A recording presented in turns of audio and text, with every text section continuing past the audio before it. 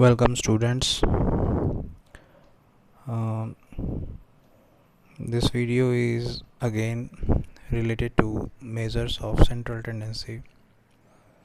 This particular paper is business statistics, and in the last video I have discussed about the measures of central tendency, but the video was a little bit blurred, so there was a need to repeat it so that all of you can understand in a better way. Central tendency is all about measurement of averages, statistical averages, which are used in various kinds of analysis. Average is an attempt to find one single figure to describe whole of figures. Objectives and functions of central tendency are: they present the salient features of the mass of complex data. They facilitate comparison between different sets of data.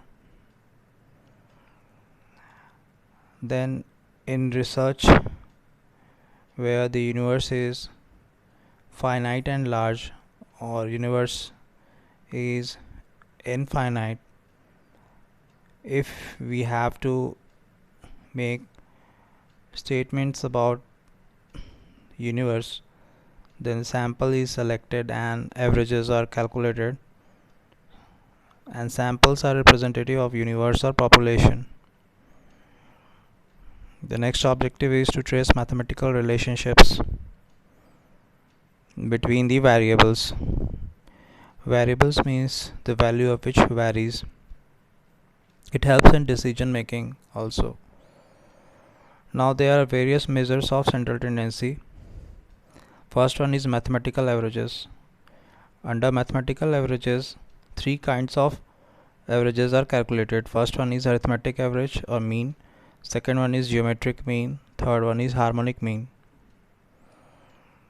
The second kind of averages are positional averages, and under which median is calculated and it's denoted by capital M. Mode is calculated and it's denoted by M naught or Z. In the third category, there are commercial averages, moving average, progressive average, and composite average.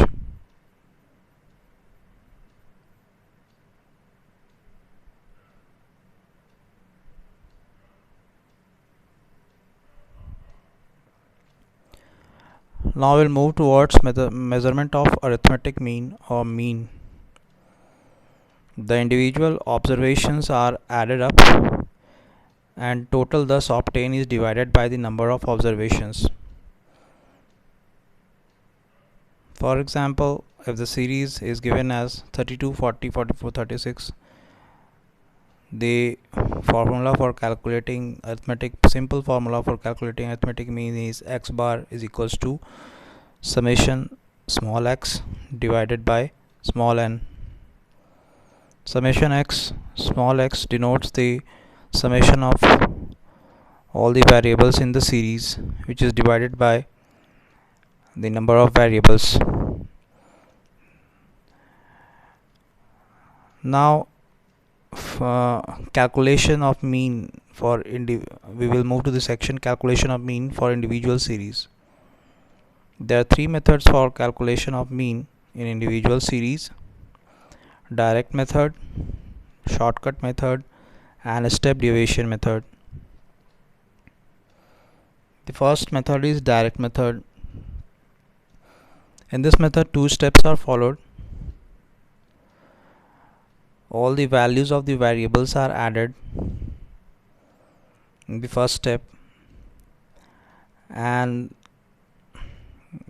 what we get is denoted as summation x, and then summation x is divided by total number of items symbolically, and this is represented in the formula as you can see in it.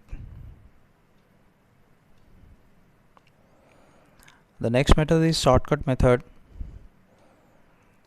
which reduces the amount of calculation if the variables are large numbers, it is assumed that sum of deviations of the variable x from the actual mean are equal to 0.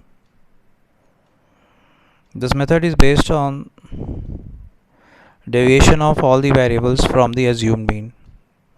In the first step, the variable x is taken as assumed mean, which may be in the series or may not be in the series, and it is denoted by capital A. The deviations of the variable x from the assumed mean x minus a, taking into account positive and negative sign, should be computed. Deviations are denoted by dx. The deviations are added and the total is denoted by summation dx. Now the total of all the deviations summation dx is divided by number of items small n or capital N, whichever is given in the question.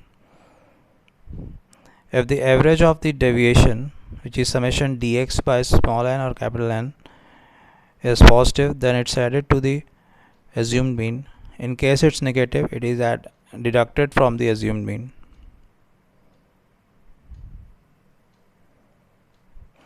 The third method is a step deviation method. This method is the simplest form of the shortcut method. It is used when dx about a have common factor. The formula for calculation of mean under a step deviation method is summation ds by small n multiplied by I. We will try to understand this formula with the help of example. 3 laborers ABC can complete a piece of work in 10 minutes, 20 minutes and 30 minutes. Find out the mean time. The tabular representation is made of variables, and here we can see the time is 10, 20, 30 and the common factor is 10. So when the question is asked in the examination, we have to identify whether the common factor is present in the variables or not. If the common factor is there, then only this method can be used to simplify the shortcut method. The first step in this method is variable, which is here time, is divided by common factor or assumed mean, which is 10. Then in step 2, the deviation is calculated summation in the form of summation ds, which we can see in the table, which is obtained by dividing each of the variable by 10, and the total of the summation of all deviations is 6. When in step 3, the mean is calculated, which is denoted by x bar is equals to summation ds by small n multiplied by I, which is equals to 20 minutes.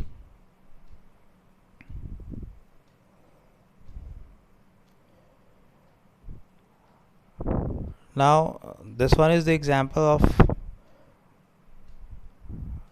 direct method calculation of mean in individual series using direct method, which I have already shared, but here I think it will be better to explain it. The formula which is given previously was summation x bar is equals to summation small x by small n, and the given example 5 men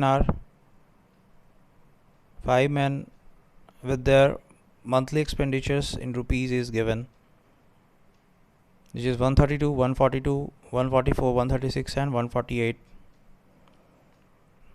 The simple arithmetic mean is required to be calculated. The variables are presented in tabular form and formula is used to calculate the mean, which is x bar is equals to summation small x by small n,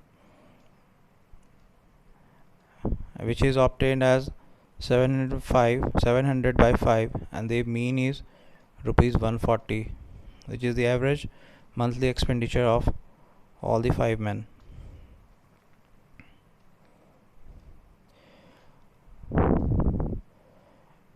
In the next example, Both the methods are used, direct method and shortcut method, for calculation of mean.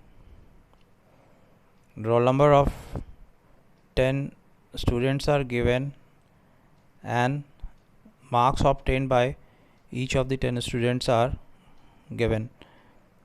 The data or the variables are first of all presented in the tabular form. As the direct method has been already discussed previously, let's see the shortcut method. In the third column, assumed mean is taken as 50, which can be other numbers also, but it should be between the variables 43 to 59. Here it's the assumed mean is considered as 50.